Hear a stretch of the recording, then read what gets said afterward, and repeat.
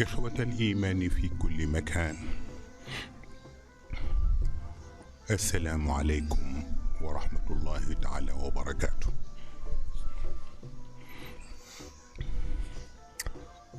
20 ans après,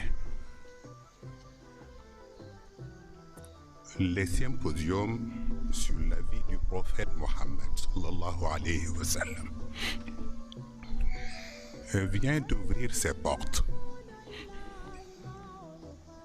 pour parler d'un homme en son image. Est-ce possible de dégager en si peu de temps une vie pleine d'énigmes, une vie dont le début dépasse la nuit des temps et la fin dépasse aussi de loin les limites de la mort. Un personnage clé dont les dispositions morales et spirituelles intimident le moi profond de tous les grands de ce monde. Seydina Mohammed sallallahu alayhi wa sallam,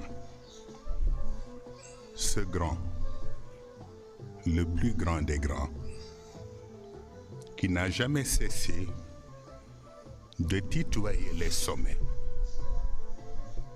par une pureté si dangereuse, devant laquelle l'histoire retient son souffle.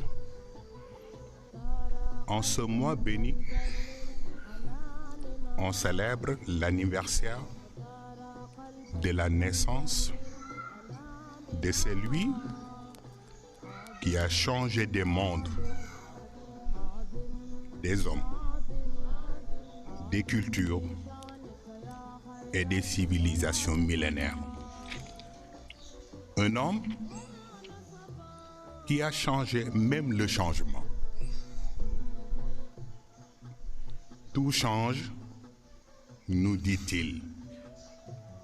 Il faut donc nécessairement, accompagné par des valeurs immuables, ce changement, nous confie le prophète.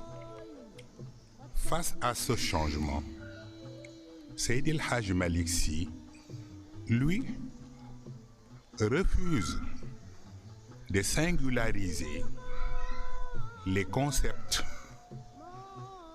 car savoir, vouloir, pouvoir doivent être synchronisés pour le meilleur, afin d'éviter le pire.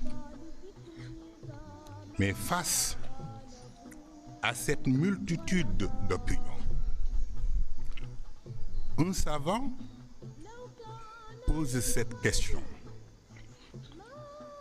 Pourquoi parler de plusieurs dieux et d'un seul soleil? C'est absurde. Pour lui,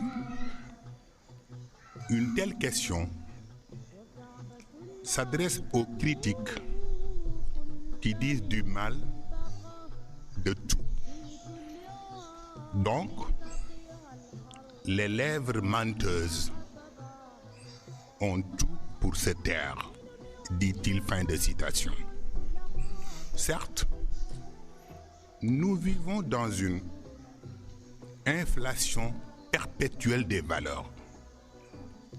Mieux vaut rester sur ses gardes, mais Dieu, lui, nous dit dans le Coran, accrochez-vous à cette perche tendue par Dieu, votre Seigneur, et unissez-vous.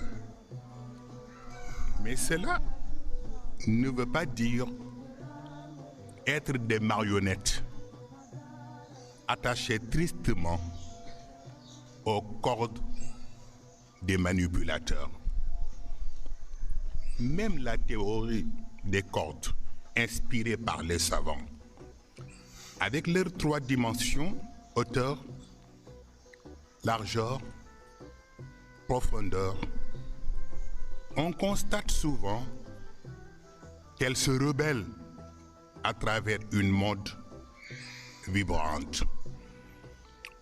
Pourquoi en Chine, malgré la multiplication des croyances, on respecte la vie plus qu'on respecte le moine? Parce que pour eux, jamais l'habit ne fait pas le moine. Donc, notre Seigneur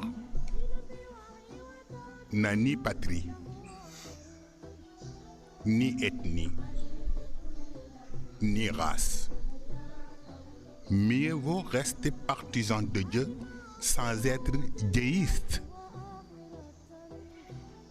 Raison pour laquelle le prophète de l'islam était toujours contre toute tentation tribale. Les symposiums qui commencent ce soir veut être conciliant avec les réalités de notre temps, tout en restant enraciné dans les valeurs profondes de la religion. Ces valeurs qui ont transité par 3 étapes.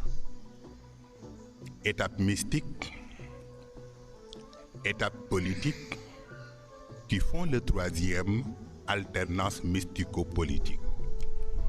Sayyidina Muhammad, sallallahu alayhi wa sallam, a été le seul auteur et le seul artisan de cette fameuse révolution qui s'appelle l'islam.